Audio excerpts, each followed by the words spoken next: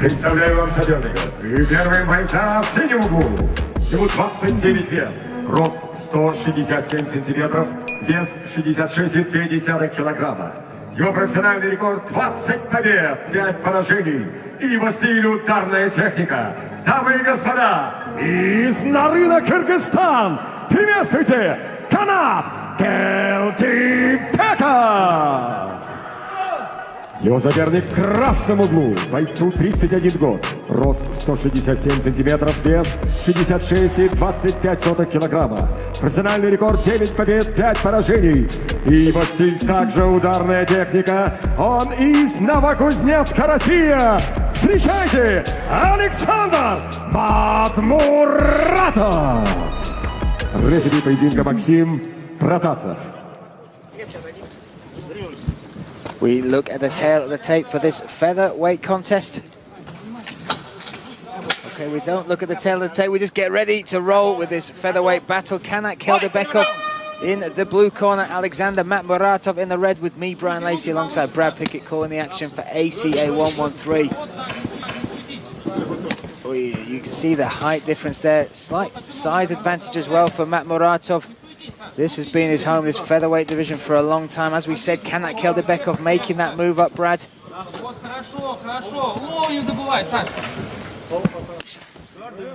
You see it already, the movement of MATMURATOV, he's there. Keldibekov, he's one of those power sort of strikers that stands there.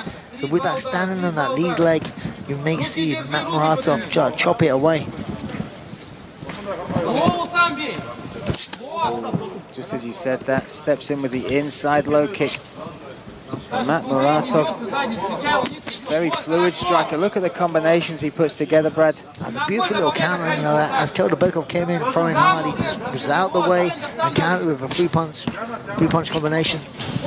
Now you're a fighter who has moved down in weight, in fact, and moved back up. What are the things you notice when you go in, or you have to get used to about a new weight class that Kanat Keldibekov will be feeling right now? Well, normally I would say it's a speed advantage. Normally what you do when you go down, when you're down in weight classes, people are faster, and when you move up, because people are a little bit more slower. I think it's the opposite here now for Keldibekov. He's fighting MATMURATOV. I believe he actually has the speed advantage. So it's very strange for Keldibekov. He's actually missing a little bit here and getting countered.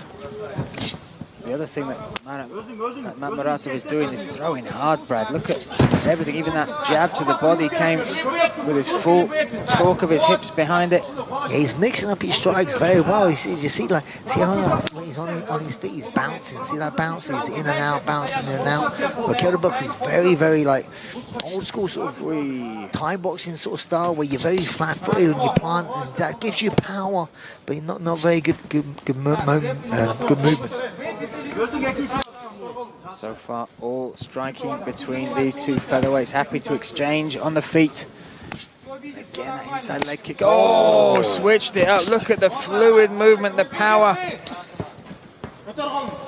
between these two. That was wonderful stuff from MATMURATOV, Brad. Gave me flashbacks of Biblitov's knockout on the last show. If you haven't seen that, go and watch it. It was beautiful. Exactly that. It was a beautiful spinning knockout. Oh, another kick to the body there, Brian. You saw a little wince there from Kanat Keldibekov, and you don't usually get much emotional feeling from him, but I guess one thing he's starting to feel now from this featherweight division is the increase in power, Brad. Yes, definitely. Oh, straight right connects. Keldibekov eats it like breakfast. I did force him to maybe try and go for a takedown, but I'm saying, one, I was impressed by the time of that straight right, but I'm secondly impressed by how the way that Keldibekov eat, but he cannot eat too many of those. Like I say, it's soon it'll take a toll. MATMURATOV is executing the exact game plan that you were highlighting. He needed, Brad, that space, that movement, not staying in one place, but on top of that, what he's sprinkling there is sitting on those shots and really throwing heavy leather against the Kyrgyzstan fighter.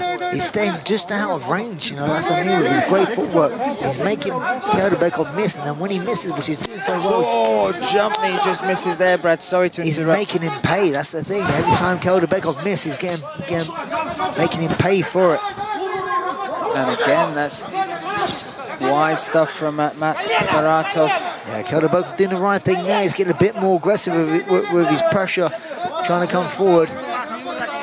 Watch him, see who's going to punch on the break here. That looked like a fairly low shot as well there, but no issue though from MATMURATOV. Oh, jump knee right through. That's opening him up, Brad, right on the forehead. That has sliced open on the hairline KANAT KELDIBEKOV. Yeah, and obviously MATMURATOV smells blood, literally hunting here with pressure.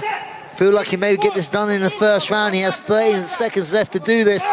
That would be a monumental performance if he was able to do that, but what he's put on so far is almost equal to that. So, looks so good on the feet, the damage, the control, the aggression. But he's got to be careful not to get caught here and make it into a brawl. This is what KANAT will want now, isn't it? Yeah, he started to fight then, a little bit at Keldibekov's sort of range. The blood, the mask that is dripping down, that red mask of a warrior that KANAT KELDIBEKOV is now wearing. Oh, and that's another low knee there. Yeah,